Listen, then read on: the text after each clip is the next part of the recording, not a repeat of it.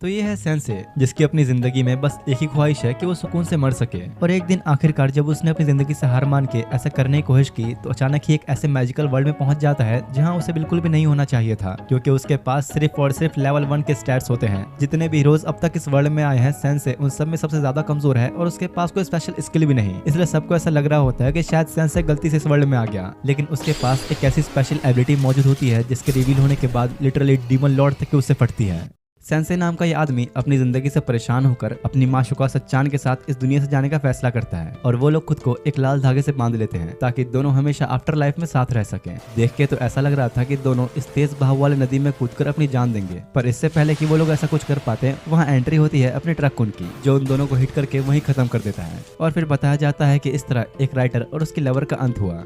इसके बाद फिर सेंसे को दिखाया जाता है जहां उसकी आंख एक चर्च जैसी जगह पे खुलती है। उसे लगता है कि शायद लोग मरने के बाद यहीं आते हैं, तो एक लेडी आके उसे कहती है कि नहीं, ये कोई स्वर्ग या नर्क नहीं है जहां लोग मरने के बाद आते हैं। इस लेडी का नाम है एनते, जो दूसरे वर्ल्ड से आने वाले लोगों को गाइड करने का काम करती है। एनते अब सेंसे को इस वर्ल्ड के बारे में बताती है कि तुम्हारे वाले से बिल्कुल ही अलग है। यहाँ ह्यूमंस के साथ साथ कई सारे बीस्ट, मॉन्स्टर्स और डीमंस भी रहा करते हैं। तुम इस वर्ल्ड में टेलीपोर्ट होकर आए हो ताकि यहाँ के लोगों की हेल्प कर सको और इस दुनिया को आने वाले खतरों से बचा सको। जिसका मतलब कि सेंसे, जो शांति से अपनी लवर के साथ मरना चाहता था, वो अब एक दूसरे वर्ल्ड में आके फंस गया है। एनते उसे इस वर्ल्ड के बारे में और भी चीजें बता ही रही होती है कि तब तक सेंसे ढेर सारी जहरीली पिल्स खा लेता है ताकि वो दोबारा मर सके, लेकिन तभी जल्दी से एनते अपने मैजिक से उसे ठीक कर देती है। देखो, तुम्हें ये सब करने की कोई जरूरत नहीं, मैं वैसे भी जीना नहीं चाहता। तो एनते उसे कहते हैं कि तुम ऐसा नहीं कर सकते, तुम्हें यहाँ भेजा गया है ताकि तुम इस वर्ल्ड को बचाओ। सेंसे कहता है कि मुझे इस दुनिया की कोई परवाह नहीं और फिर से उन जहरीली पिल्स को उठा के खाने लग जाता है। तो एनते उसे समझाती है कि तुम्हें चुना गया है और तुम्हें इस बात को एक्सेप्ट करना ही होगा। सेंसे पूछता है, तो किसने चुना मुझे? मैं तो बस आराम से मरना चाहता था। तो एनते फिर समझाती है कि तुम्हें हमारे एक सीक्रेट एजेंट ट्रक ने यहाँ भेजा है। वो सिर्फ उन लोगों को ही मारने जाता है जो अपनी लाइफ से बहुत परेशान होते हैं और ट्रक उन्हें मार के एक नई जिंदगी देता है। जो सुनकर सेंसे को बहुत ही गुस्सा आता है क्योंकि इस ट्रक की वजह से उसकी लवर उसे दूर हो गई और फिर एक सिगरेट लेकर वहीं बैठ के फूकने लग जाता है ताकि जल्दी से जल्दी अपने आप को मार सके।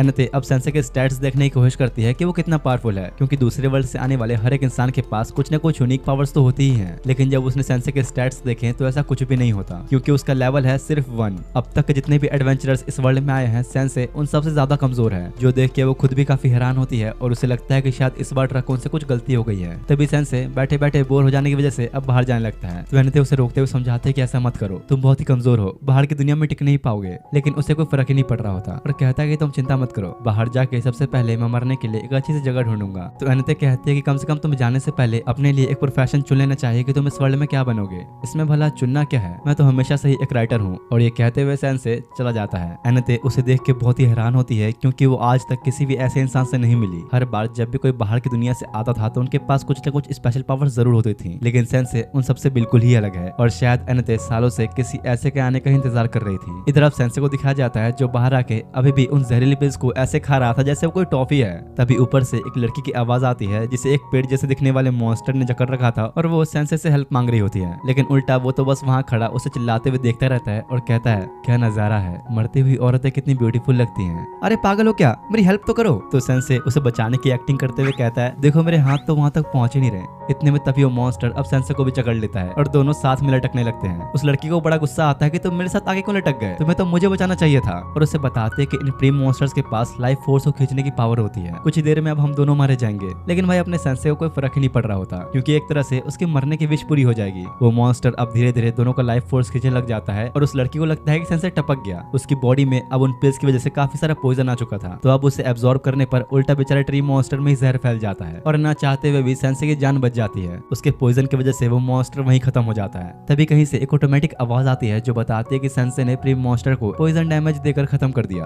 तो अब उसका लेवल बढ़ के 1 से 3 हो चुका है। वो लड़की तो काफी खुश होती है क्योंकि सेंसे ने उस मॉन्स्टर को हरा दिया, पर बेचारा खुद बड़े दुख में होता है क्योंकि उसने अब तक 5 बार मरने की कोशिश की और मरा एक बार भी नहीं। बिल्कुल आरसीबी जैसी किस्मत हो गई बेचारे की। वो लड़की सेंसे को जान बचाने के लिए थैंक्स कहती है और अपने टाउन में चलने के लिए इन्वाइट करती है एक थैंक यू के तौर पर। लेकिन उसी वक्त अचानक उसकी नजर उस लाल धागे पर जाती है जो उसकी लवर सच्चान ने उसे बांधा था। वो सोचता है कि अगर इस वर्ल्ड में मैं टेलीपोर्ट हुआ तो जरूर सच्चान भी आई होगी और अब सेंसे को जीने के लिए एक नया मकसद मिल जाता है और वो ये कि अपनी लवर सच्चान को ढूंढकर उसी काम को पूरा करना जो अधूरा रह गया था। दूसरी तरफ यहाँ चर्च में एनेते गॉड से प्रे करने में लगी होती है कि काश वो दोबारा सेंसे से मिल पाए, पर तभी पीछे से सेंसे वहाँ आ जाता है। एनेते बहुत खुश हो जाती है, लेकिन उसे खुशी भंग करने के लिए साथ में वो लड़की भी आई हुई थी, जो देख के वो सोचती है कि सेंसे ने इतनी जल्दी अपनी गर्लफ्रेंड भी बना ली। तो वो उसे कहता है कि ऐसे कोई बात नहीं, फिलहाल मैं सच्चान नाम की एक लड़की को ढूंढना चाहता हूँ, तो क्या तुम मेरी हेल्प करोगी? एनेते पागल ही हो जाती है कि भाई एक और लड़की, और कितनी लवर्स है इसकी। कुछ देर बाद वो लोग बाहर आते हैं, जहाँ एनेते भी अब सेंसे के सफर पे उसके साथ आ चुकी थी। जैसे ही वो लड़की उसे करीब जाने लगी तो एनेते उसे मारती है कि तुम ऐसे किसी मर्द का हाथ नहीं पकड़ सकती, इतना चिपको मत उससे। जो देख के वो समझ जाती है कि जरूर ये जल रही है, और पूछती है कि क्या तुम सेंसे को पसंद करती हो? तो एनेते शर्माते हुए मना करती है कि नहीं, ऐसी कोई बात नहीं है, मैं साथ में इसलिए आया क्योंकि सेंसे दूसरे वर्ल्ड से आया है और बहुत ही कमजोर है। कमजोर? ऐसा तो हो ही नहीं सकता, क्योंकि इस आदमी ने अभी एक प्रीम मॉन्स्टर को मार के मेरी जान बचाई है। जो सुनकर एनेते हैरान होने के साथ साथ उदास भी होती है कि सेंसे ने एक लड़की को बचाया, और सोचती है कि काश मैं होती उसकी जगह पे। इधर सेंसे कबाड़ में एक कॉफिन ढूंढ लेता है जो उसके लिए बिल्कुल परफेक्ट होगा, और वो तामा और एनेते से कहता है कि मैं सोने जा रहा हूँ, तुम लोग अपना देख लो। वो लड़की गुस्सा करते है कि मेरा नाम तामा नहीं है, समझे? लेकिन फिर भी वो दोनों मिलकर उसका यही नाम रख देते हैं। अब काफी घंटों बाद का सीन दिखाया जाता है, जहाँ उन्हें चलते चलते शाम हो गई थी। तामा और एनेते पूरे रास्ते उस कॉफिन को खींचते आ रहे होते हैं जिसमें सेंसे लेटा हुआ था, और बहुत थक जाने के बाद गुस्से में उससे कहते कि आखिर तुम बाहर क्यों नहीं आ रहे? तुम्हारे पैरों में मेहंदी लगी है क्या? चल क्यों नहीं रहे? लेकिन सेंसे कोई जवाब नहीं देता, तो वो सोचती है कि कहीं ये अंदर तो नहीं टपक गया। जिसके बाद अब फाइनली काफी घंटों तक चलने के बाद तीनों एक सिटी में पहुंचते हैं। सेंसे आसपास देख के कहता है कि ये जगह इतनी भी बुरी नहीं, ये भी एक काफी ब्यूटीफुल वर्ल्ड है। जिसके बाद सेंसे तामा और एनेते किंग के पैलेस में उनसे मिलने पहुंचते हैं, जहाँ उसकी एक छोटी बेटी भी होती है, शार्लेट। एनेते किंग को बताती है कि सेंसे दूसरे वर्ल्ड से आया है और एक एडवेंचरर है, जो सुनकर किंग बड़ा खुश होता है और आज रात उन्हें यहाँ रुकने का मौका देता है, जो कि वो चाहता था कि सेंसे अपनी एडवेंचर्स की स्टोरी सुनाए, जो किंग को सुनना काफी पसंद है। तो बेचारा अब सेंसे क्या ही करे, एडवेंचर के नाम पे तो वो बस कॉफिन में ही लेटा हुआ था। तो किंग से कहता है ठीक है, अब मैं आपको बताऊंगा कॉफिन में लेटना कैसा होता है। जो सुन के किंग की वहीं फट जाती है कि भाई ये कैसा एडवेंचर हुआ। तो फिर थोड़ा माहौल ठीक करने के लिए एनेते उसे शार्लेट के बारे में पूछती है। हाँ, मुझे तुम लोगों से इसी बारे में कुछ राय लेनी थी। असल में बात यह है कि किंग शार्लेट की शादी करना चाहता है, और उसके पास शार्लेट के होने वाले पति के तौर पर 2 दावेदार हैं, पर उसे समझ नहीं आ रहा कि वो इन दोनों में से किसे चुने, और साथ ही शार्लेट भी काफी कंफ्यूज है। इसलिए किंग उन तीनों से राय मांगता है। तो सेंसे कहता है कि आखिर तुम कैसे बाप हो, जो राय तुम्हें अपनी बेटी से लेनी चाहिए वो मुझे जैसे एडवेंचर से पूछ रहे हो। और ये कह के वो चला जाता है। तामा और एनेते बहुत डर जाते हैं कि कहीं किंग को बुरा न लग जाए, और सेंसे के बिहेवियर के लिए माफी मांगते हैं। जिसके बाद अब रात के टाइम का सीन दिखाया जाता है, जहाँ पर सब सो रहे होते हैं, पर सेंसे जगा हुआ था। एनेते के पूछने पर वो कहता है कि मैं कभी सुकून से सो नहीं पाता, यही वजह है कि मैं जल्दी से जल्दी शांति से मरना चाहता हूँ। इतने में एनेते की नजर तामा की पूंछ पर जाती है, जो इस वक्त सेंसे की गोद में सो रही है। उसे लगता है कि शायद तामा के इरादे कुछ ठीक नहीं, और दोनों लड़ने लग जाते हैं। तो उनकी चिल्लम चिल्ली से परेशान होकर सेंसे बाहर आ जाता है, जहाँ शार्लेट भी बालकनी में खड़ी रात के नजारे देख रही होती है। तो सेंसे भी उसके पास आता है। रात के अंधेरे में ये नदी कितनी खूबसूरत लग रही है ना, मन तो कर रहा है कि इसे मैं कूदकर अपनी जान दे दूं। सेंसे फिर अब शार्लेट से उस बात पे उसकी राय पूछता है कि वो किससे शादी करना चाहती है, लेकिन वो अभी भी उन दोनों के बीच कंफ्यूज होती है, क्योंकि जहाँ गोमेज एक बहुत ही बहादुर योद्धा है, वहीं ऑटो उसका बचपन का दोस्त है, जिसका म्यूजिक सुन के उसे काफी अच्छा फील होता है। इसलिए वो श्योर नहीं थी कि उसे किसे चुनना चाहिए। देखो, ये अच्छी बात है कि तुम अपने फादर की फिक्र कर रही हो, पर मुझे नहीं लगता कि अपने इस फैसले में तुम्हें दूसरों की सलाह लेनी चाहिए। ये तुम्हारी लाइफ है, और ये बात अब तुम पे डिपेंड करती है कि तुम कैसे जीना चाहती हो। और ये कहते हुए सेंसे चला जाता है। अगली सुबह अब किंग उन तीनों को बुलाता है और बताता है कि शार्लेट ने अपना फैसला कर लिया है कि वो किससे शादी करेगी, तुम लोगों को भी ये देखना चाहिए। जिसके बाद शार्लेट आगे बढ़ती है और सेंसे को अपने हस्बैंड के तौर पर चुनते हुए कहते हैं कि मैं अब इनके साथ ही अपनी जिंदगी बिताना चाहूंगी। भले ही ऑटो उसका बचपन का दोस्त है, पर वो काफी बेवकूफ है और बस गाने बजाने में लगा रहता है। और तो और कल रात भी बैकग्राउंड म्यूजिक वही बजा रहा था। और गुम्मेद शार्लेट को इसलिए पसंद नहीं क्योंकि उसकी बॉडी से काफी बदबू आती है। किंग शार्लेट पे काफी गुस्सा होता है कि तुमने कैसा फैसला किया है, पर क्योंकि बेचारी अब सेंसे की बातों से काफी मोटिवेट हो चुकी थी, तो अपने बाप को ही जवाब देती है कि मेरी जिंदगी मेरी मर्जी, मैं जो फैसला लूं। तभी इन लोगों की बकवास सुनकर गोमेज गुस्से में आकर अपना मास्क उतारता है, और तब पता लगता है कि असल में तो डार्क लॉर्ड का सर्वेंट है, जो शार्लेट से शादी करके राज्य को अपने कब्जे में लेकर अपने लॉर्ड को गिफ्ट करना चाहता था, पर अब वो ऐसा नहीं कर पाएगा। और सभी से कहता है तुम लोगों में से कोई नहीं बचेगा, तुम सबके सब मेरे हाथों मारे जाओगे। और गुस्से में सब कुछ तोड़फोड़ करते हुए सारे गार्ड्स को मारने लग जाता है। तो मुझे लगता है कि सर्वेंट कम बैल ज्यादा है। तामा भी फाइट बैक करने की कोशिश तो करती है, पर गोमेज को एक खरोच तक नहीं आ रही होती, और ऑटो को गाना बजाने के अलावा कुछ आता तो था नहीं, तो वही करता है। ऐसे माहौल में भी गाना बजाने लग जाता है। सेंसे इधर गोमेज से रिक्वेस्ट करते हुए कहता है, जरा सुनिए, क्या आप हम दोनों को थोड़ा पहले मार सकते हैं? और सेंसे शार्लेट का हाथ पकड़ लेता है।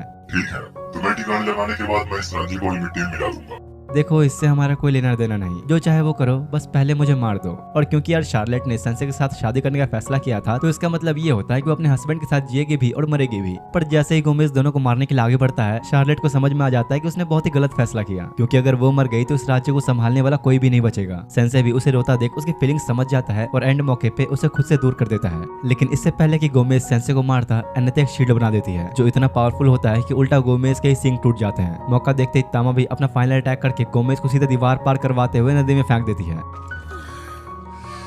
किंग को भी अब अपनी गलतियां समझ में आ चुकी थी, इसलिए अब शार्लेट के लिए कोई नया हस्बैंड ढूंढने के बजाय अपने राज्य की गद्दी उसके हाथों में सौंप देता है और इस तरह शार्लेट एक प्रिंसेस से क्वीन बन जाती है। जिसके बाद एनेते और तामा उस टाउन से बाहर निकलते हैं और फिर से पूरे रास्ते कॉफिन में लेटे हुए सेंसे को खींचते हुए ले जाने लगते हैं। और भाई साहब को भी थोड़े नजारे देखने होते हैं तो वो उठ के बैठ जाता है, पर फिर भी कॉफिन में ही बैठा रहता है। अब काफी देर तक उसे खींचते खींचते वो लोग कुछ पहाड़ों के बीच आ जाते हैं और यहाँ पर ही इन तीनों के लेवल्स को दिखाया जाता है। तामा का लेवल है 15 और साथ में 3 खतरनाक स्किल्स। एनेते का लेवल है 19 और उस पे मेनली हीलिंग मैजिक का स्किल है, लेकिन अपने सेंसे का लेवल है सिर्फ और सिर्फ 3 और स्किल 0, ऊपर से पूरी बॉडी पॉइजन से भरी हुई। फिलहाल अब एनेते डिसाइड करती है कि वो पहले ग्रूम नाम की एक सिटी में जाएंगे जो तामा का होम टाउन भी है, लेकिन वहां जाने से पहले एनेते जोर्डन टेंपल में कुछ टाइम रुकना चाहती थी। ऐसे 4 और भी टेंपल या फिर कह सकते हैं कि चर्च है जहाँ दूसरे वर्ल्ड से आने वाले लोग आया करते हैं। तो तामा उससे पूछती है कि तुमने तो सेंसे के साथ सफर में जाने के चक्कर में अपनी जॉब छोड़ दी, तो क्या तुम्हें वहाँ एंट्री मिलेगी? एनेते कहते हैं कि हाँ चिंता की कोई बात नहीं, मैंने परिचित को भेज के अपना इस्तीफा भिजवा दिया है। लेकिन जैसे ही वो लोग साइड में देखते हैं तो इधर परिचित सेंसे के ऊपर बैठ के उसका खून चूसने में बिजी होता है और एनेते गुस्सा करने पर वो अपने मुंह से उसका रेजिग्नेशन लेटर बाहर निकालता है जो उसने अब तक डिलीवर नहीं किया था। सेंसे को ये अजीब सा दिखने वाला क्रिएचर काफी पसंद आता है और वो उसका नाम मेलोस रख देता है और फिर दोबारा वापस जाके कॉफिन में सो जाता है। अब इससे पहले कि वो लोग आगे बढ़ते हैं, उन पहाड़ियों के ऊपर से एक बड़ा सा ड्रैगन उनके सामने आता है और तभी कोई लड़की उस ड्रैगन से एक सीक्रेट लैंग्वेज में बात करके शांत कर देती है। तामा और एनेते ये देख के हैरान होते हैं कि इसने दुनिया के सबसे ताकतवर ड्रैगन को इतनी आसानी से कैसे काबू कर लिया और पूछते हैं कि आखिर तुम हो कौन?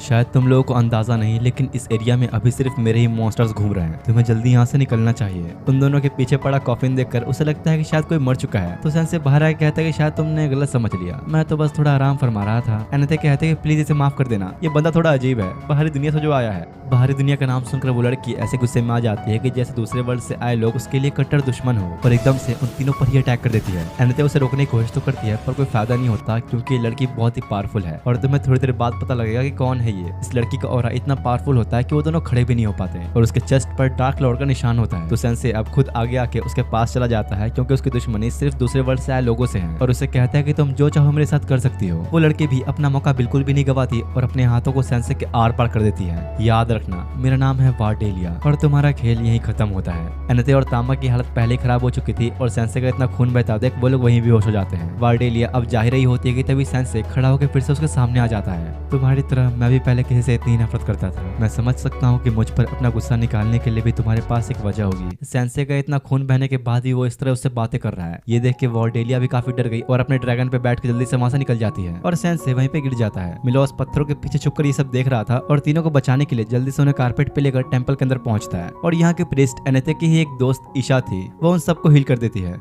जिसके बाद अब कुछ घंटों बाद का सीन दिखाया जाता है जहां सेंसे एक जहर की बोतल खरीदता है जो कि मॉन्स्टर्स के लिए एक बहुत ही अच्छा पॉइजन है। तो इसलिए दुकानदार को लग रहा था कि शायद सेंसे इसे मॉन्स्टर्स को मारने के लिए खरीद रहा है, लेकिन वो पूरी पॉइजन की बोतल खुद ही पीने लग जाता है ताकि जल्दी मर सके। पता नहीं बेचारे के मरने की ख्वाहिश कब पूरी होगी। इधर ईशा एनेते के साथ बैठे उस पर गुस्सा हो रही होती है क्योंकि उसने एक दूसरे वर्ल्ड से आए इंसान के चक्कर में अपनी जॉब छोड़ दी और ईशा का मानना है कि ये लोग बिल्कुल भी ढंग के नहीं होते, अपनी पावर्स पे हमेशा घमंड करके उसे गलत यूज करते हैं। तभी कोतारो नाम का एक रैपर वहां आता है और उन्हें अपने अनलिमिटेड मनी स्किल्स दिखाकर इंप्रेस करने का ट्राई करता है, लेकिन उल्टा आयशा उसकी बेइज्जती करके भगा देती है। देखा तुमने, मैंने कहा था ना कि सारे दूसरे वर्ल्ड से आए लोग एक जैसे ही होते हैं। तो एनेते उसे समझाते कि नहीं, सेंसे अलग है, उसके पास भले ही कोई स्किल नहीं लेकिन फिर भी उसने हमें डार्क लॉर्ड से बचाया। जो सुनकर ईशा बहुत हैरान होती है कि ऐसा कैसे हो सकता है, क्योंकि डार्क लॉर्ड को तो दूसरे वर्ल्ड से आए हीरोज ने 7 दिन पहले ही हरा दिया था। तभी एक बड़े से ड्रैगन को दिखाया जाता है जो उन हीरोज के कब्जे में था जिन्होंने मिलकर डार्क लॉर्ड को हराया और उनमें से ही एक उसके सिंहासन पे बैठा होता है। तुम भले ही अब जितनी कोशिश कर लो, तुम्हारा मास्टर कभी वापस नहीं आ सकता। और बाहर चट्टानों पे खड़ी वार्डेलिया डार्क लॉर्ड के कैसल को देख रही होती है, क्योंकि असल में वो उसका फादर था। वार्डेलिया डार्क लॉर्ड की इकलौती बेटी थी और उसके फादर के कैसल पर अब दूसरे वर्ल्ड से आए लोगों ने कब्जा कर लिया है।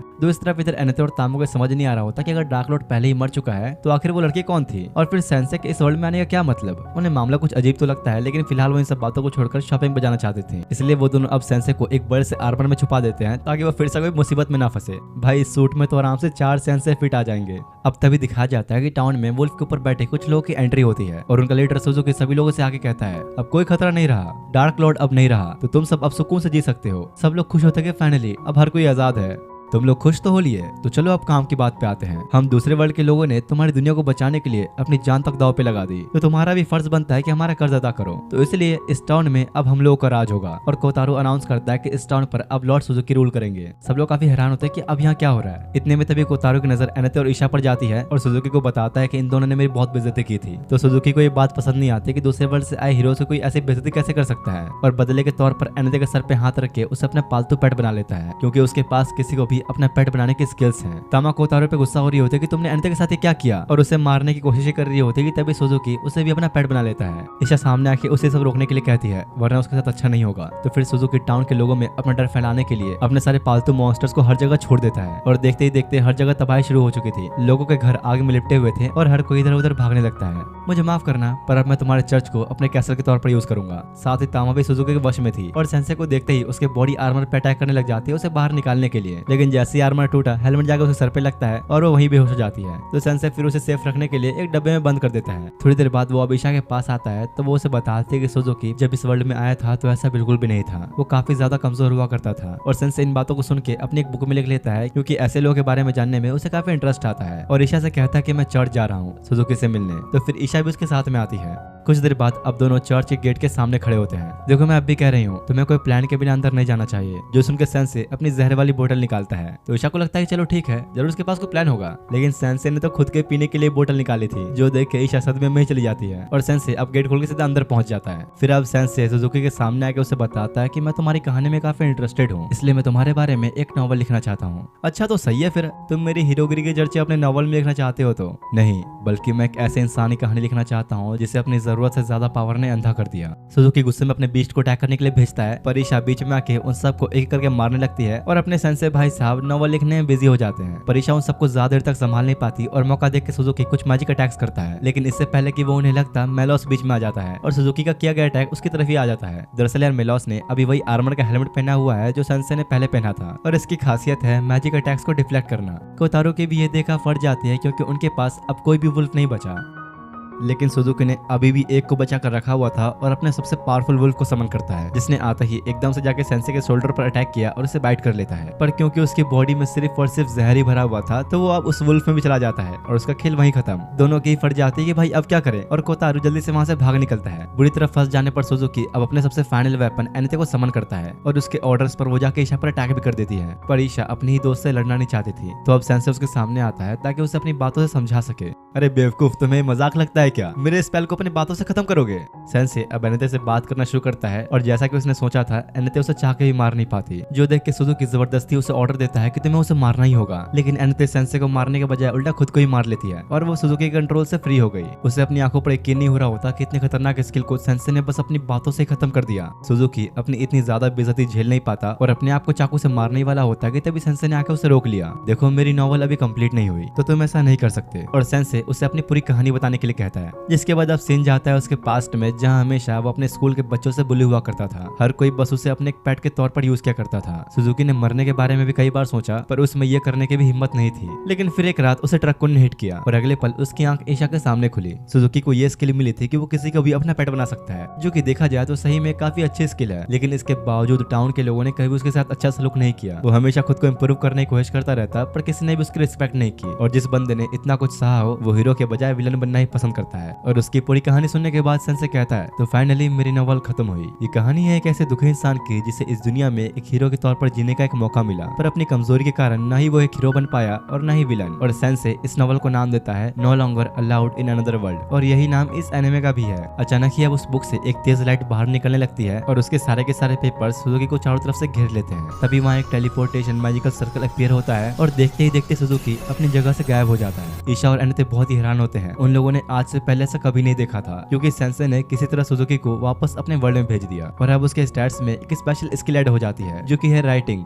शायद सेंसे इस वर्ल्ड में आया ही इसलिए है ताकि दूसरे वर्ल्ड से आए बुरे लोगों को वापस भेज सके। और क्योंकि अब सुजुकी वापस चला गया था, तो उसके सारे वुल्फ भी टाउन से चले जाते हैं और तामा भी पहले जैसी हो जाती है। साथ ही ईशा को भी समझ में आ जाता है कि वो सेंसे के बारे में गलत सोच रही थी, और एनेते से कहते कि तुम्हें अब उसके साथ ही रहना चाहिए, तुम लोगों के ऊपर और ही बड़े खतरे आने वाले हैं। दूसरी तरफ यहाँ सुजुकी को दिखाया जाता है, जो अपनी दुनिया में वापस आने के बाद अपनी लाइफ की एक नई शुरुआत करना चाहता था, इसलिए वो एक सुपरमार्केट में जॉब ले लेता है। यानी उसे इस वर्ल्ड में वापस भेजना सेंसे का एक सही फैसला था। जिसके बाद अब सीन आता है तीसरे और सबसे बड़े चर्च पर, जहाँ ईशा भी आती है और एक दूसरे प्रीस्ट वुल्फ को देखती है, जो कि बिल्कुल ही बेवड़ा है और टल्ली होकर पड़ा होता है। तभी एक और प्रीस्ट आर्क वहाँ आता है और इन सब का काम एनेथे और ईशा की तरह ही है। अब तभी उन सभी का सीनियर आके उनको अपनी सीटें बिठाता है और इन लोगों की कोई मीटिंग शुरू होने वाली थी। लेकिन उससे पहले एक और प्रीस्ट वहाँ आती है जिसका नाम है आर्या, जो कि एनेथे की रिप्लेसमेंट है। आपस में थोड़ी देर तक नॉर्मल बातचीत करने के बाद मिलर उन सभी से कहता है कि मुझे तुम लोगों से दूसरे वर्ल्ड से आए लोगों के बारे में कुछ बात करनी थी। दरअसल वो आप चाहते हैं कि हम टेलीपोर्टेशन बंद कर दें, जहाँ से दूसरे वर्ल्ड के लोग आते हैं, क्योंकि डार्क लॉर्ड हार चुका है और उसकी जगह दूसरे वर्ल्ड से आए हीरोज ने ही ले ली है, जो कि अब हीरो कहलाने के लायक तो नहीं, क्योंकि वो भी डार्क लॉर्ड जितने ही बुरे हैं। तब ईशा सबको सेंसे के बारे में बताती है, जो खुद दूसरे वर्ल्ड से आया है और अपने जैसे एडवेंचरर्स को उनकी दुनिया में वापस भेज सकता है। किसी को भी यकीन नहीं होता कि क्या सही में ऐसी पावर्स एग्जिस्ट करती है। वो लोग अब इस बारे में बात कर ही रहे होते कि तभी इन सबका लीडर पॉप आ जाता है और वो सेंसे के बारे में और जानना चाहता था। क्या पता शायद अब यही उनकी लास्ट होप हो। दूसरी तरफ एनेथे और तामा एक बार फिर से सेंसे को घसीटते घसीटते घंटों तक चलने के बाद एक नए टाउन में पहुंचते हैं। वहीं बैठा एक लड़का नीर उन्हें कहता है कि तुम्हें हेल्प चाहिए तो बताना, मैं पैसों के बदले तुम्हारे लिए एक ताकतवर योद्धा ला सकता हूँ, जो सफर में तुम्हारे काफी काम भी आएगा। तामा को ये आइडिया अच्छा लगता है, क्योंकि फिर उसे कॉफिन नहीं खींचना पड़ेगा और एनेथे भी बिना कुछ सोचे समझे 40,000 जरी को नीर को दे देती है, जो कि इस वर्ल्ड की करेंसी है। तो नीर वो पैसे लेकर जाते हुए कहता है कि तुम लोग थोड़ी देर यहीं रुको, मैं उसे लेकर आता हूँ। अब रात बिताने के लिए वो लोग एक जगह पर रुके होते हैं, जहाँ वो नीर का ही इंतजार कर रहे थे, जो देख के वहाँ के रिसेप्शनिस्ट उन्हें बताती है कि बेटा तुम्हारे साथ तो स्कैम हो चुका है। वो लड़का ऐसे ही सबको लूटता है। एनेथे की तो ये सुन के बिल्कुल हालत ही खराब हो जाती है, क्योंकि उसने 40,000 जरी को जो दे दिए थे। दरअसल यार नीर एक अनाथ लड़का है जो इस तरह स्कैम करके ही अपना गुजारा करता है। उसे समझाने वाला कोई नहीं कि क्या करना सही है और क्या गलत। अब तभी उसी लड़के नीर को दिखाया जाता है, जिसे अचानक कुछ लोग आकर किडनैप करके सारा सामान लूट लेते हैं। नीर को समझ नहीं आता कि ये लोग कौन है, पर उसे ये उम्मीद होती है कि जरूर दूसरे वर्ल्ड से आने वाला कोई हीरो उसे बचाएगा। लेकिन फिर उसे पता लगता है कि जो लोग उसे लूटने आए हैं वो भी दूसरे वर्ल्ड के ही लोग हैं। और अब ताकि नीर उनके बारे में किसी और को न बता दे, वो लोग उसे मारने का फैसला करते हैं। और उनमें से एक बंदा अपने स्पेशल वेपन से अटैक करने ही वाला था कि बीच में सेंसे आके उसकी डायरेक्शन चेंज कर देता है। वो लोग सोचते हैं कि भाई चिलगोजा कौन है और सेंसे को मारने की कोशिश करते हैं। लेकिन अपने सेंसे भाई साहब हर बार की तरह खुद मरने के लिए तैयार हो जाता है और उनसे कहता है कि प्लीज तीर सीधा मेरे दिल पे मारना। उन सबकी ये देख के फट जाती है और जल्दी से भाग जाते हैं। भाई तुम खुद सोचो, तुम्हारे सामने सेंसे जैसा एक बंदा है और कहे तीर सीधा मेरे दिल पे मारना, तो क्या तुम उसे मार दोगे? थोड़ा सा तो मन में डर आएगा ही ये देखे कि बंदा खुद को मारने के लिए कह रहा है। इसके जैसा कैरेक्टर तुम्हें किसी और एनिमे के अंदर मिल ही नहीं सकता। जिसके बाद अब सीधा अगले दिन का सीन दिखाया जाता है, जहाँ एनेथे और तामा को ये बिल्कुल भी पता नहीं है कि कल रात नीर के साथ क्या हुआ, और सेंसे भी उन्हें रात में कहीं मिल नहीं रहा था। तो एनेथे को लगता है कि सेंसे कहीं दूसरी लड़कियों से मिलने तो नहीं गया था और बहुत गुस्सा करती है। इतने में अब पीछे से नीर आता है। तामा उस पर चिल्लाते हुए कहते कि तुमने स्कैम क्यों किया हमारे साथ, पैसे दो हमारे। तो वो कहता है कि नहीं, मैंने झूठ नहीं बोला, तुम्हें अपनी मदद के लिए एक बहादुर योद्धा चाहिए था, तो लो अब मैं तुम्हारे साथ सफर पे चलूंगा। और इस तरह नीर सेंसे की पार्टी ज्वाइन कर लेता है। अब अगले दिन का सीन दिखाया जाता है, जहाँ काफी देर तक चलने के बाद तामा नीर के हाथों में रस्सी दे देती है और उससे ही कॉफिन को खिंचवाती है। और वो खींचने की बात तो दूर, कॉफिन को मुश्किल से हिला पा रहा होता है। घंटों तक सफर करने के बाद उन्हें दूर से तामा का होम टाउन नजर आता है। लेकिन जैसे ही चारों वहाँ पहुंचते हैं, उससे पहले ही कुछ सैनिक सबको घेर लेते हैं और उनको ले जाके जेल में बंद कर दिया जाता है। लेकिन सिर्फ तामा को छोड़कर, क्योंकि वो लोग उसे अपने साथ ले गए थे। इसलिए नीर को ऐसा लग रहा होता है कि जरूर तामा कोई भागी हुई चोर है, तभी तो उन लोगों ने उसे पकड़ लिया। अब उन्हें यहाँ से बाहर निकलना था, तो नीर अपनी हाथ की सफाई से कुछ सेकंड्स में ही लॉक खोल देता है। एनेथे कहती है, अरे वाह, हमने सोचा नहीं था कि हमारे पास इतना शातिर चोर भी है। लेकिन इनके लॉक खोलने का भी कोई फायदा नहीं होता, क्योंकि सैनिकों ने इन्हें फिर से पकड़ लिया। तीनों को अब किंग साइबेरियन के पास लाया जाता है, जहाँ वो उन्हें बताता है कि तुम लोग यहाँ इसलिए लाए गए हो क्योंकि तुमने मेरी बेटी को किडनैप किया था और अब तुम लोगों को मौत की सजा दी जाएगी। जो सुन के सेंसे को छोड़ के बाकी दोनों के डर के मारे फट जाती है। तभी तामा प्रिंसेस की ड्रेस में वहाँ आती है, जिसका रियल नेम है मटिल्डा। वो अपने फादर को सारी बातें समझाती है कि तीनों मेरे दोस्त हैं और मैं इन सबके साथ एक सफर पर निकली थी। तो किंग उसकी बातों को समझते हुए तीनों को छोड़ने के लिए मान जाता है, लेकिन सिर्फ एक शर्त पे, और वो ये कि तामा अब से एक प्रिंसेस की तरह ही अपने टाउन में रहेगी और उसे भी अपने फादर की शर्त माननी पड़ती है। मुझे माफ कर देना, मैं अब तुम लोगों के साथ नहीं आ सकती। जिसके बाद अब रात में तीनों वहाँ के एक रेस्टोरेंट में बैठकर खाना खा रहे होते हैं कि तभी एक वेट्रेस आके उनसे पूछती है कि क्या सही में आप लोग राजकुमारी मटिल्डा के दोस्त हो। दरअसल इस लेडी का नाम है फोमे, जो कि पहले प्रिंसेस मटिल्डा के लिए यानी कि तामा के लिए काम किया करती थी। सेंसे को ये सब जानने के बाद तामा की कहानी में बड़ा इंटरेस्ट आ रहा होता है, क्योंकि पहली बार जब वो उसे मिला था तो एक मॉन्स्टर के हाथों मार जाने वाली थी, और अब पता लगता है कि वो तक प्रिंसेस है जो अपने फादर की वजह से अपने ही टाउन में कैद है। सेंसे उस वेट्रेस से कहता है कि मुझे तामा के बारे में हर वो चीज बताओ जो तुम जानती हो। दूसरी तरफ तामा पैलेस में अपने कमरे में बैठी होती है कि तभी बाहर उसे कोई खड़ा दिखता है, और इस बंदे का नाम है काइबारा। उसके आते ही अचानक किंग अपने सैनिकों के साथ वहां आता है और उससे पूछता है कि आखिर तुम हो कौन और यहाँ क्यों आए हो। कायबारा अब किंग की गद्दी पे बैठ के खुद को इंट्रोड्यूस करते हुए बताता है कि मैं उन दूसरे वर्ल्ड से आए 7 लोगों में से एक हूँ जिन्होंने डार्क लॉर्ड को हराया और मुझे लोग प्यार से फॉलन एंजल ऑफ ग्लूटोनी भी कहते हैं। असल में कायबारा यहाँ इस किंगडम को अपने कंट्रोल में लेने आया है और साथ में एक डेमी ह्यूमन को भी खाना चाहता है और डेमी ह्यूमन से उसका मतलब है प्रिंसेस मडेल्डा यानी तामा। किंग अपने सैनिकों को उसे मारने भेजता है लेकिन कायबारा पलक झपकते ही अपनी स्किल से उस सबको एक बार में ही खा लेता है। न चाहते हुए भी किंग अब खुद उससे लड़ने आता है और अपना एक powerful attack cat palm use करता है, लेकिन इसके बावजूद कायबारा ऐसे खड़ा था जैसे उसे कोई फर्क ही नहीं पड़ा। उसके पेट के ऊपर शील्ड जैसी कोई लेयर आ चुकी थी। किंग अब बहुत गुस्से में आ जाता है और कायबारा को पकड़ने के बजाय उसे जान से मारने का डिसाइड करता है और अपना सबसे पावरफुल अटैक बनाते हुए उसकी तरफ बढ़ता है। तूने मेरे ही पैलेस में आके मेरे लोगों को मारा, अब तो भीख भी मांग ले तो भी जिंदा नहीं बचने वाला।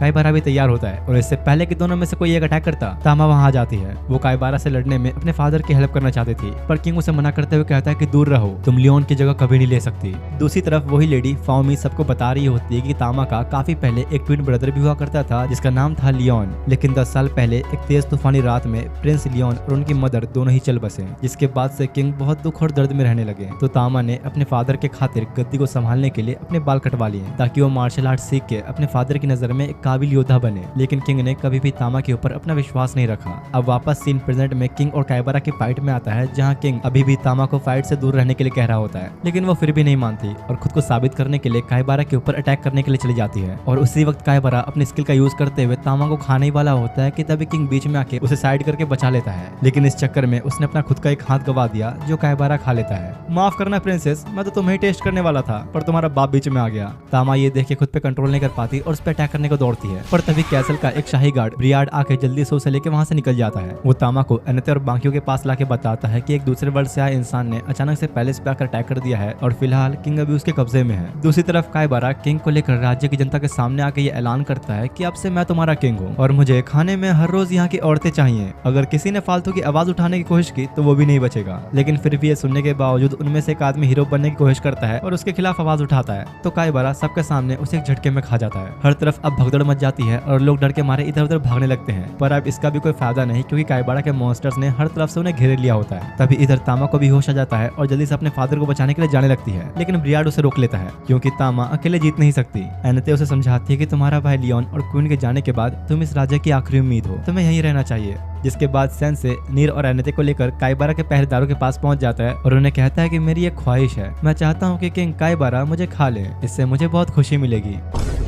वो दोनों मॉन्स्टर्स भी खुद से उनके शौक हो जाते हैं कि भाई इसने पीवी रखी है क्या, खुद को ही खाने के लिए परोस रहा है। जिसके बाद फिर अब इन तीनों को वेटिंग रूम में भेज दिया जाता है जब तक कि किंग कायबारा के ऑर्डर्स ना आ जाए। दूसरी तरफ यहाँ ब्रियाड जब तामा के लिए खाना लेकर आता है तो उसे पता लगता है कि वो तो भाग चुकी है। इधर पैलेस में बैठे कायबारा को काफी भूख लग चुकी थी और सोच रहा होता है कि अब कौन सा डेमी ह्यूमन खाया जाए। उसे अपने गार्ड से सेंसे के बारे में पता लगता है जो खुद आज कायबारा खाना बनना चाहता है। अब इससे पहले कि वो अपने गार्ड्स को कुछ ऑर्डर दे पाता, तामा आके उन दोनों को वहीं खत्म कर देती है। किंग उसे दूर रहने के लिए कहता है, लेकिन तामा अपनी जिद पे अड़ चुकी थी कि वो खुद को साबित करके रहेगी। तामा बार बार कायबारा के ऊपर अटैक्स करने की कोशिश करती है, लेकिन उसकी पावर के सामने वो जरा भी नहीं टिक पाती। और यहाँ पता लगता है कि असल में कायबारा जिसकी भी बॉडी खाता है उसकी पावर्स ले लेता है, और क्योंकि उसने किंग का हाथ खाया था तो उसकी पावर्स भी वो इजीली यूज कर सकता है। दूसरी तरफ अपना सेंसे जेल में बैठे बैठे बोर हो गया था तो बाहर निकल के पैलेस में घूमने लगता है और टहलते टहलते क्वीन के रूम में पहुंच जाता है। थोड़ी देर तक ताका झाकी करते हुए उसकी नजर एक ड्रॉर पर जाती है और ये खोलने के लिए अपने नीर भाई साहब तो है ही, तो वो उससे ही खुलवाता है और उस ड्रॉर के अंदर एक काफी पुरानी नोटबुक पड़ी होती है। इधर कायबारा किंग की पावर यूज करते हुए तामा के ऊपर एक के बाद एक अटैक करता जाता है और बस कुछ मिनटों में ही उसे बुरी तरह इंजर्ड कर देता है। काश तूने अपने बाप की बात मान ली होती, क्योंकि तेरे मार्शल आर्ट्स तो बिल्कुल यूजलेस हैं। तभी तामा को अपने भाई लियोन के बारे में याद आता है जहाँ वो जंगल में आके हमेशा मार्शल आर्ट्स की प्रैक्टिस किया करता था ताकि एक दिन इस राज्य को संभालने के काबिल बन सके और अपने फादर जितना स्ट्रॉन्ग हो जाए। तामा ये सब बात याद करते हुए एक बार फिर से खड़ी हो जाती है, जो देख कायबारा की एक्साइटमेंट भी और बढ़ जाती है तामा को खाने के लिए, और उसके ये हार न मानने वाले जुनून से इंप्रेस होकर अपने पास्ट के बारे में बताता है जहाँ वो हमेशा से ही एक रिच फैमिली से बिलोंग करता था। उसके पास रोज खाने के लिए ढेर सारी चीजें होती थी, भले ही वो दुनिया की कोई भी डिश हो। लेकिन धीरे धीरे कायबारा कोई नॉर्मल सा खाना बोरिंग लगने लगा, इसलिए वो कुछ नया टेस्ट करने के लिए अपनी मेड को ही मार देता है ताकि उसे खा सके, लेकिन वो ऐसा कर नहीं पाता। और एक दिन जब वो रोड पर चलते हुए बेवजह गुस्से में एक बंदे को मारने लग जाता है तो ट्रक कुन अचानक ही उसे वहाँ हेलो कहने आ गया, और इस तरह कायबारा पहुंचा इस वर्ल्ड में। अब वो चाहे तो अपनी पसंद की हर एक चीज खा सकता है। अपनी पूरी कहानी बताने के बाद कायबारा तामा को खाने के लिए आगे बढ़ ही रहा होता है कि फाइनली सेंसे आ जाता है। आखिरकार भाई साहब आ ही गए और सेंसे उससे कहता है कि भाई तेरी कहानी तो बड़ी घटिया है, ऐसे कहानी सुनकर मेरे कानों से खून आ गए। काइबारा को समझ नहीं आता कि अब ये बंदा कहां से टपक पड़ा और खाने की कोशिश करता है, लेकिन खा नहीं पाता क्योंकि उसके अंदर के इंस्टिंक्ट इतने डिप्रेस्ड इंसान को खाने से मना कर रहे थे। इतने में पीछे से एनेते और नीर भी आ जाते हैं और काइबारा को धमकाते हैं कि अगर तुम नहीं रुके तो सेंसे तुम्हें अपने वर्ल्ड में वापस भेज देगा। लेकिन अपना सेंसे तो भाई सेंसे है और कहता है कि नहीं, मैं ऐसी घटिया कहानी पर अपनी नॉवल वेस्ट नहीं करने वाला।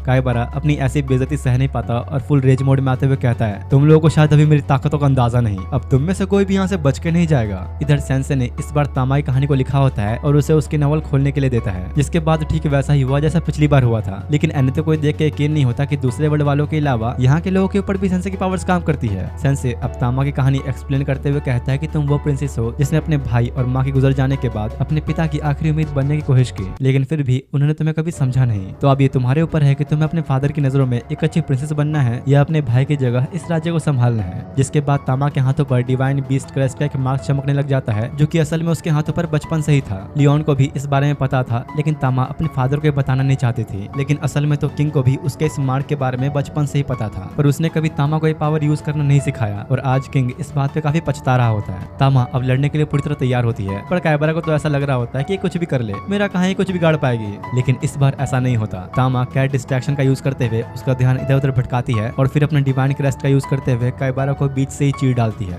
और इसी के साथ काइबारा वहीं मारा जाता है। साथ ही अब तामा के हाथों के ऊपर का भी वो मार्क गायब हो चुका था और वो वहीं बेहोश हो जाती है। इधर सेंसे किंग के पास आके क्वीन के रूम से ली गई नोटबुक को उसे वापस कर देता है, तो किंग उससे पूछता है कि आखिर तुम क्वीन के रूम में बिना परमिशन के गए ही क्यों? हाँ, मैंने गलती की और मैं अपने इस गुस्ताखी पर खुशी खुशी फांसी चढ़ने के लिए तैयार हूँ। तो किंग कहता है कि नहीं, मैं ऐसा कुछ नहीं करूंगा। तभी बिरियाड वहां आके किंग को बताता है कि प्रिंसेस मैटिल्डा की पावर्स अब जा चुकी हैं, लेकिन जो पावर उन्होंने यूज की वो अभी भी इनकम्प्लीट थी। मतलब कि तामा ने इन पावर्स को अभी अपने फुल पोटेंशियल पे यूज ही नहीं किया। यह हो सकता है कि शायद वो ऐसा कर नहीं पा रही। वो लोग इस बारे में बात ही कर रहे होते हैं कि अचानक तभी काइबारा दोबारा जिंदा हो जाता है। उसे ये बात खुद समझ नहीं आती कि ये कैसे हुआ, पर तब उसे याद आता है कि डार्क लॉर्ड के हार जाने के बाद उसने उसके बॉडी पार्ट्स खा लिए थे और अब उसके अंदर डार्क लॉर्ड वाली ही पावर आ चुकी है, जिससे उसने खुद को रिवाइव कर लिया। काइबारा बहुत ही खुश हो जाता है कि अब तो उसे कोई नहीं मार सकता और बिल्कुल ही एक डीमन बन जाता है। लेकिन इससे पहले कि वो कुछ कर पाता, अचानक पीछे से डार्क लॉर्ड की बेटी वार्डेलिया आकर उसका सर धड़ से अलग कर देती है। वो यहाँ काइबारा की खोज में आई थी, लेकिन सर अलग हो जाने के बावजूद भी वो हंस रहा होता है और उससे कहता है कि तेरे बाप का शरीर तो बड़ा टेस्टी था, मैंने तो उसे बुरी तरह मारा। तो गुस्से में आके वार्डेलिया काइबारा को अब हमेशा हमेशा के लिए खत्म कर देती है। सेंसे आके पूछता है कि क्या आप तुम खुश हो अपने फादर के हत्यारों में से एक को मार के? लेकिन क्योंकि वार्डेलिया दूसरे वर्ड से आए लोगों से नफरत करती थी, तो सेंसे को भी धमका के चली जाती है कि अगर तुमने मेरे करीब आने की कोशिश की तो तुम भी मेरे हाथों मारे जाओगे। सेंसे को उसकी कहानी में भी काफी इंटरेस्ट आता है और उस पर भी एक नॉवल लिखने के बारे में सोचता है। जिसके बाद अगली सुबह जब वो लोग उस जगह से जा रहे होते हैं तो तामा वहां नहीं आती, क्योंकि अब वो यहीं रहकर इस राज्य को संभालने का अपना फर्ज अदा करना चाहती थी। तो किंग तामा के पास आके उसे कहता है, तुम मेरे लिए अपनी इस लाइफ को बर्बाद मत करो, इस राज्य को संभालना मेरा काम है। वो लोग अभी भी ज्यादा दूर नहीं गए होंगे। जो सुन तामा बड़ी खुश हो गई और जल्दी से उन तीनों को ढूंढने के लिए निकल जाती है। इधर नीर बेचारा अकेले सेंसे को खींचते हुए ले जा रहा होता है, लेकिन उसकी स्पीड बहुत स्लो थी। तो सेंसे बाहर निकल के उसे रोकते हुए कहता है, क्या हुआ, तुम्हारे पैरों में मेहंदी लगी है क्या? ऐसे कछुओं की चाल में क्यों चल रहे हो? जो सुनकर नीर को बहुत गुस्सा आता है कि साले खुद तो कॉफी में बैठ के आराम कर रहा है और ऊपर से हमें सुना भी रहा है। इतने में पीछे से उन्हें ढूंढते हुए तामा वहां आ जाती है और एक बार फिर से वो चारों सफर में साथ होते हैं। अब ऐसे ही घंटों तक चलते रहने के बाद वो लोग एक नए टाउन में पहुंचते हैं, जहां हजारों साल पुराना एक बहुत बड़ा पेड़ मौजूद होता है, जिसे इस टाउन के लोग वर्ल्ड ट्री भी कहते हैं। और ऐसा कहा जाता है कि ये टाउन बहुत ही खूबसूरत जगह है। लेकिन जैसे ही वो लोग टाउन में एंट्री करते हैं, उनके सामने होता है एक बड़ा सा कैसीनो और हर जगह यहाँ बस जुआरी और शराबी लोग भरे होते हैं। उन सबके होश उड़ जाते हैं क्योंकि ये जगह उनकी सोच से बिल्कुल ही अलग है। तभी इसी टाउन में रहने वाले एक बूढ़े आदमी से उन्हें पता लगता है कि जगह पहले बहुत शांत और खूबसूरत हुआ करती थी, लेकिन फिर कुछ जुआरी लोगों ने यहाँ आकर एक बहुत बड़ा कैसीनो बना दिया और सबको ही जुए की लत लगा दी। उसके बाद से जगह जगह से काफी सारे जुआरी लोग यहाँ आने लगे और तो और वर्ल्ड ट्री के भी पत्ते सूखते जा रहे हैं। जल्द ही अगर कुछ नहीं किया गया तो ये पेड़ भी नहीं बचेगा। लेकिन फिलहाल सेंसे को इन बातों से कोई फर्क नहीं पड़ता, क्योंकि उसकी जहरीली पिल्स खत्म हो चुकी है। इतने में एक और दूसरे वर्ल्ड से आया हुआ बंदा उनके सामने आता है, जो कि काइबारा जैसे लोगों की तरह तो नहीं है, क्योंकि उसे भी इस टाउन की ऐसी हालत का काफी दुख होता है और किसी तरह सब ठीक करना चाहता है। दूसरी तरफ अपने सेंसे भाई साहब टल्ली होने के लिए कुछ शराबियों के पास आकर उनसे एक खतरनाक सी ड्रिंक मांगता है, जिसे पीकर कम से कम उसकी किडनी तो खत्म हो ही जाए। इतने में एक लेडी पीछे से आके उसे कहती है, अगर जन्नत की सैर करना चाहते हो तो मेरे साथ आ जाओ। और फिर वो लेडी सेंसे को अपने बार में लाके कुछ ड्रिंक्स देती है और साथ में इंटरटेन करने के लिए डांस भी करती है।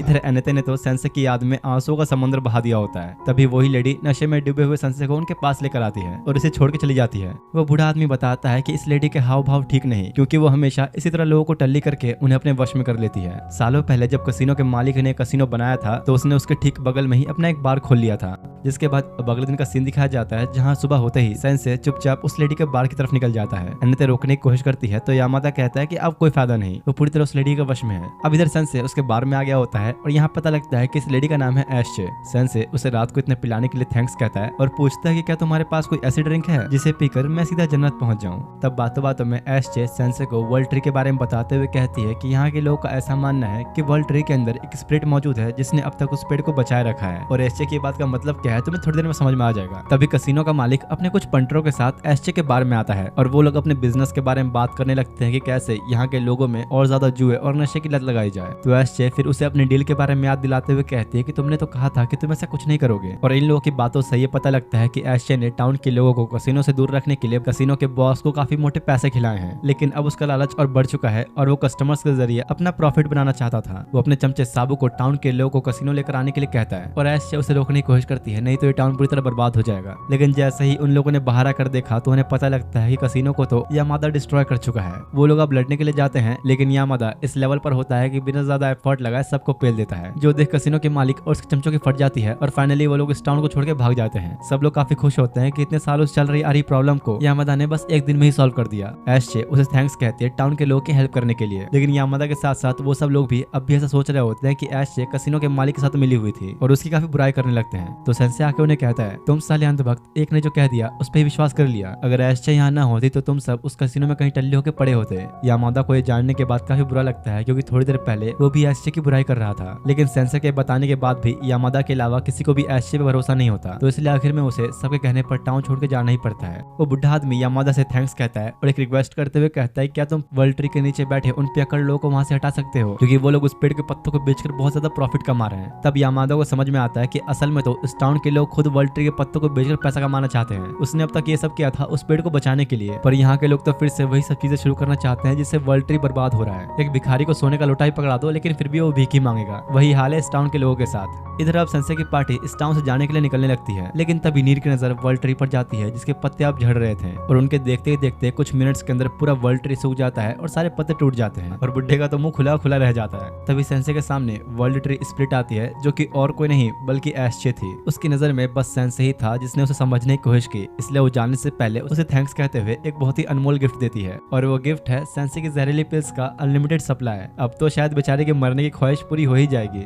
जिसके बाद अब उनकी पार्टी एक दूसरे टेंपल में जाने के लिए आगे बढ़ती है और शॉर्टकट लेने के चक्कर में उन्हें एक रेगिस्तान से होकर गुजरना पड़ता है। सबकी हालत बिल्कुल टाइट हो चुकी थी, पर सेंसे बड़ा खुश होता है और बाहर निकलते हुए कहता है कि काश आज मैं इसी तपते रेगिस्तान में दब के मर जाऊं। वहीं नीर उन्हें बताता है कि अभी हम लोग जिस रेगिस्तान में हैं, मैं पहले यहाँ रहा करता था, ये मेरा एक होम टाउन है। वो लोग इस जगह के बारे में बात कर ही रहे होते हैं कि तभी कुछ राइडर्स वहाँ जाते हैं और कहते हैं कि तुम लोग हमारी टेरिटरी के बॉर्डर पे खड़े हो, तो अब तुम्हें यहाँ से क्रॉस करने के लिए हमें टोल टैक्स देना होगा। एनेते और तामा का इस तपती धूप की वजह से ऑलरेडी काफी मूड खराब होता है और गुस्से में आके उन्हें पीटने लग जाती है। पर इधर अपने सेंसे का तो इस गर्मी की वजह से ऑमलेट बनने वाला होता है, लेकिन इसी बीच उस गैंग का लीडर तोरू सेंसे को अच्छा निशाना समझ के उसे मारने के लिए आगे बढ़ता है। नीर सोचता तो है फाइट करके सेंसे को बचाने की, लेकिन फिलहाल उसके डर के मारे इतनी फट चुकी थी कि वो अपनी स्वॉर्ड भी बाहर नहीं निकाल पाता। तोरू कहता है, बच्चे अगर तू हटा नहीं तो तेरी बॉडी में अपने बिच्छू का ऐसा जहर घुसेड़ूंगा कि तू तड़प तड़प के मरेगा। तभी सेंसे तोरू के पीछे से आके उसे रिक्वेस्ट करते हुए कहता है कि प्लीज जो तुम उसके साथ करने वाले हो क्या तुम मेरे साथ भी कर दोगे, बहुत मेहरबानी होगी तुम्हारी। तो तोरू भी सेंसे की विश पूरी करते हुए अपने बिच्छू का जहर उसके अंदर घुसेड़ देता है। उसे लग रहा था कि सेंसे तो गया, लेकिन उल्टा सेंसे के अंदर भरा जहर उस बिच्छू के जहर से ज्यादा पावरफुल निकलता है और वो भी अपने सेंसे के सामने टिक नहीं पाता।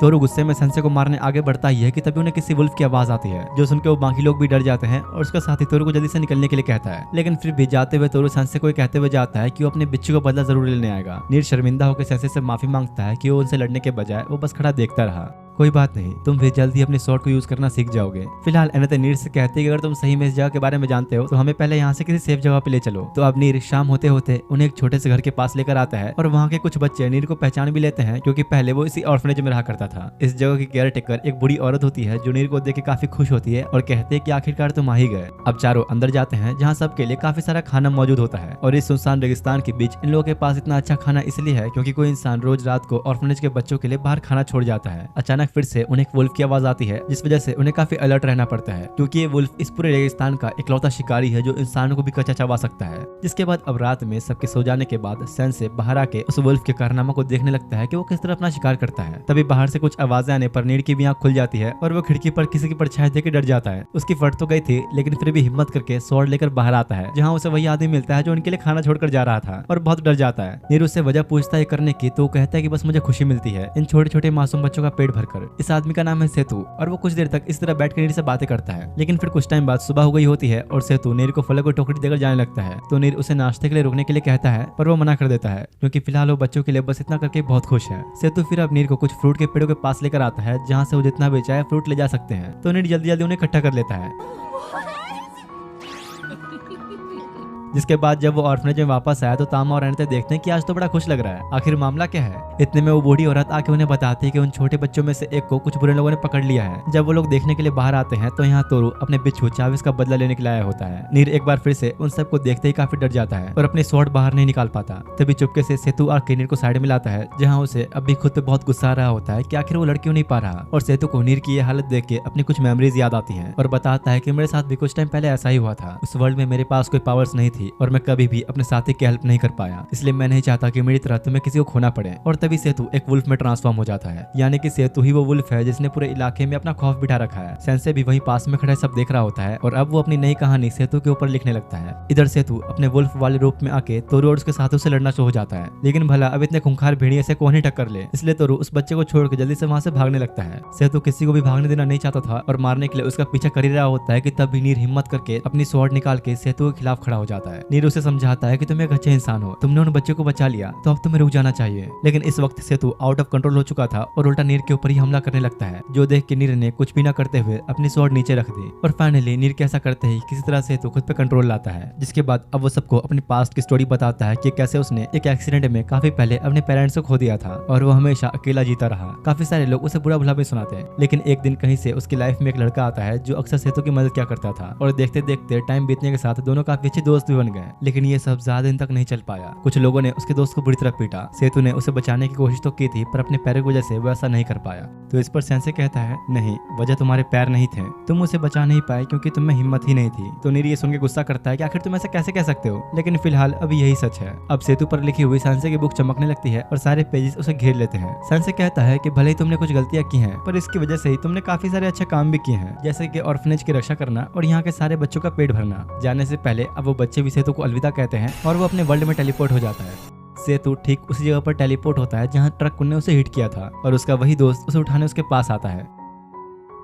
दूसरी तरफ डार्क लॉर्ड के कैसल का सीन दिखाया जाता है, जहां एक लेडी को वहां का बारटेंडर बता रहा होता है कि कैसे one of the fallen angel Kaibara को कुछ लोगों ने मार दिया है और दूसरा fallen angel of misery Sengoku रेगिस्तान में ड्वार्फ्स से फाइट करने में स्ट्रगल कर रहा है। वो अभी तक ये जंग जीत नहीं पाया और ये लेडी जिसे ये बारटेंडर ये सब कुछ बता रहा है और कोई नहीं बल्कि अपने सेंसे की लवर सच्चान है। इधर ड्वार्फ्स के किंगडम को दिखाया जाता है, जहाँ इस जगह को हथियाने के लिए fallen angel of misery Sengoku अपनी सेना के साथ लड़ रहा है। ईशा और वुल्फ भी ड्वार्फ्स के किंगडम को बचाने के लिए आए होते हैं, लेकिन वो ऐसे टाइम पे भी पीने में बिजी था। तो ईशा उसे कहते कि अबे बेवड़े, कम से कम अभी तो पीना छोड़ दे। जिसके बाद वुल्फ अपने मैजिक का यूज करते हुए सेनगोकू की आर्मी को एक बड़े से टोर्नेडो में फंसा देता है, इसलिए मजबूरी में उन सबको पीछे हटना ही पड़ता है और वापस चले जाते हैं। लेकिन तभी ईशा टोर्नेडो के अंदर सेंसे को देखती है जो कि हवा में झूल रहा होता है। उन लोगों के चले जाने पर ड्वार्फ्स का किंग डोरान चर्च और पॉप को इस तबाही का जिम्मेदार ठहरा रहा होता है, क्योंकि उनकी वजह से ही ऐसे खतरनाक लोग इस वर्ल्ड में आए हैं। तो वुल्फ कहता है कि भाई हमें क्या पता था कि वो कमीने डार्क लॉर्ड को हराने के बाद उसकी जगह ले लेंगे। जिसके बाद अनिते, तामा और नीर भी आते हैं और ईशा अनिता से पूछते कि सेंसे ठीक तो है ना। तो वो पीछे से आते हुए कहता है हाँ, बदकिस्मती से मैं बच तो गया लेकिन मेरा प्यारा कॉफिन टूट गया।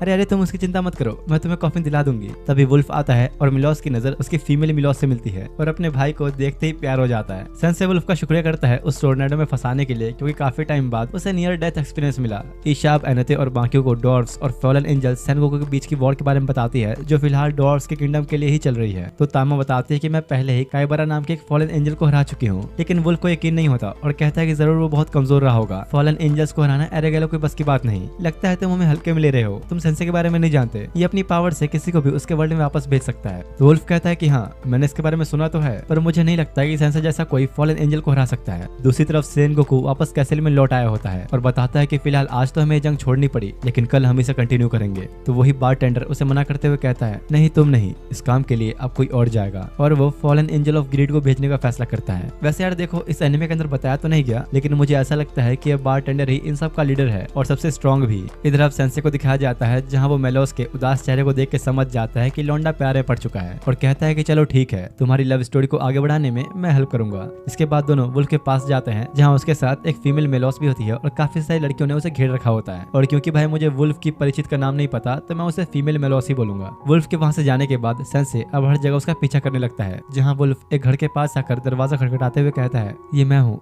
बाहर आओ। लेकिन कोई गेट नहीं खोलता।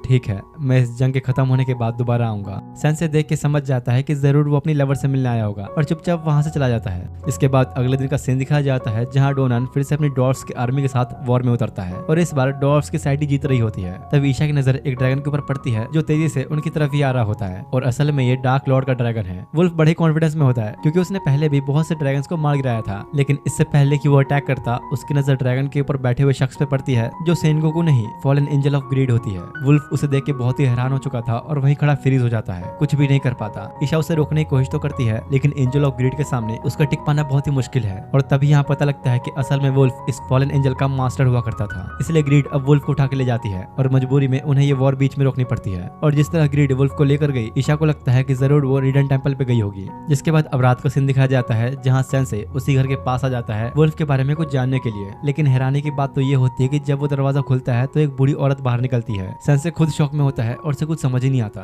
इधर fallen angel of greed wolf को रिडन टेंपल पे लेकर आई होती है और यहाँ वुल्फ उसे यूरिको नाम से बुलाता है। दूसरी तरफ ईशा अब सबको यूरिको के बारे में बता रही होती है कि कैसे पहले यूरिको वुल्फ की एक स्टूडेंट हुआ करती थी। वो हमेशा उसे ट्रेन किया करता था, लेकिन कुछ टाइम बाद किसी वजह से वुल्फ ने उसे ट्रेनिंग देनी बंद कर दी और तब से ही उसे पीने की लत भी लग गई। फिलहाल अभी इन सब के लिए सबसे इंपॉर्टेंट काम है वुल्फ को बचाना, तो ईशा डोरान से हेल्प मांगती है, पर वो भी अभी कुछ नहीं कर सकता क्योंकि उसके पास बहुत ही कम सोल्जर्स बचे हैं। तामा कहते हैं कि चिंता मत करो, सेंसे के साथ मिलकर हम लोग उसे संभाल लेंगे। इतने में सेंसे भी आ जाता है और उसकी गोद में वही बूढ़ी औरत होती है। बेचारी एनते तो ये देख के जल के राख हो जाती है। दरअसल यार सेंसे इस बूढ़ी औरत को किसी वजह से यहाँ लाया है और वो वजह क्या है ये तो मैं आगे पता लगेगा। अब अगली सुबह होते ही उनकी पूरी पलटन वुल्फ को बचाने के मिशन के लिए तैयार हो जाती है, लेकिन सेंसे ने डोनान से एक चीज की रिक्वेस्ट करी हुई थी और उसके बारे में पूछता है। तो डोनान कहता है कि जो तुमने मांगा वो बहुत ही अलग चीज है, इसलिए उसे बनने में थोड़ा टाइम लगेगा। इतने में तोरू एकदम से उनके सामने आता है और हाथ जोड़ते हुए कहता है कि अगर नीर बॉस ना होते तो मैं तो कब का टपक चुका होता, और ये देखो अब मैं उस ऑर्फनेज के बच्चों का टेक केयर करता हूँ। दरअसल तोरू यहाँ नीर का एहसान चुकाने के लिए उनकी हेल्प करने के लिए आया हुआ था और अपनी स्किल से टाइगर को एक वैन में कन्वर्ट कर देता है, जिसके बाद सबको अंदर बिठाता है। लेकिन जैसे ही सेंसे अंदर जाने लगा तो वो उसे लात मारते हुए कहता है कि साले तू कहाँ आ रहा है, तूने मेरे चाबीस को मारा और मैं तुझे अपनी वैन में बिठाऊंगा।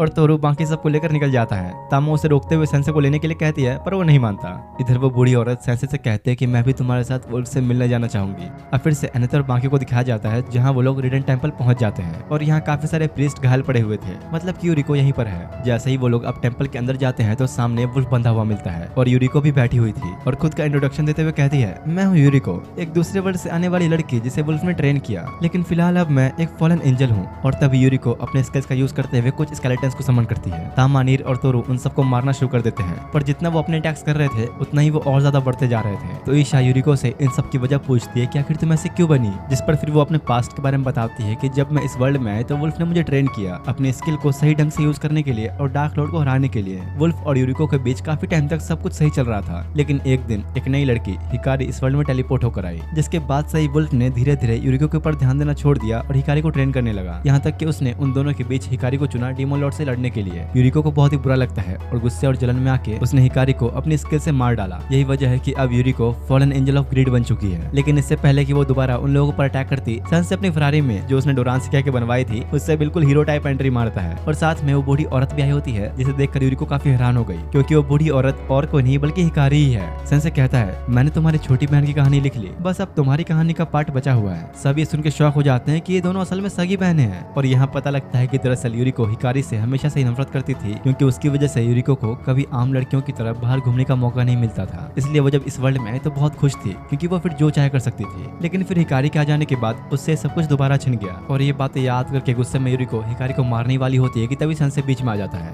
देखो मुझे मेरी नॉवल पूरी करनी है, तो अब तुम अपनी कहानी बताओ। लेकिन यूरिको को इस तरह सेंसे का बीच में आना अच्छा नहीं लगता और उसे मारने की कोशिश करती है, पर उसे बचाने के चक्कर में वुल्फ आके यूरिको का अटैक अपने ऊपर ले लेता है, जिस वजह से उसका आधा शरीर बूढ़ा होने लग जाता है। लेकिन सेंसे रुकने वाला नहीं था और वुल्फ को दूर रहने के लिए कहकर यूरिको के पास जाने लगता है, जहाँ वो उसे इंजर्ड भी कर देती है। देखो मैं एक राइटर हूँ, तुम चाहो तो मुझसे अपनी सारी फीलिंग्स शेयर कर सकती हो। तो आखिर में फाइनली यूरिको मान ही जाती है। वो अपनी कहानी बताना शुरू करती है और हमें उसके पास का सीन दिखाया जाता है, जहाँ ये पता लगता है कि हिकारी अक्सर काफी बीमार रहा करती थी और अपने फादर के घर पे न होने पर यूरिको को ही उसकी देखभाल करनी होती थी। लेकिन फिर भी उसका फादर हिकारी को ही ज्यादा मानता था, जो चीज उसे अंदर ही अंदर काफी बुरी भी लगती है। यूरिको अक्सर लड़कियों को स्कूल जाते हुए देखती थी, तो उसे भी काफी मन करता है बाहर जाने का। इसलिए वो एक दिन चुपके से स्कूल की ड्रेस पहनकर बाहर घूमने आ गई और थोड़ी देर तक वक्त बिताने के बाद जब वो वापस घर आई तो उसका फादर उस पर काफी गुस्सा होता है और उसे एक थप्पड़ मारता है, क्योंकि हिकारी की हालत कुछ टाइम के लिए बहुत खराब हो गई थी। और यूरिको गुस्से में घर से भाग के बाहर आ जाती है, जहाँ उसे ट्रकुन ने हिट कर दिया और इस तरह वो इस वर्ल्ड में आई। लेकिन यहाँ आने के बाद भी उसने अपनी बहन को दर्द ही दिया, जो सोचकर उसे पछतावा हो रहा होता है कि उसने अपनी बहन के साथ ही क्या किया।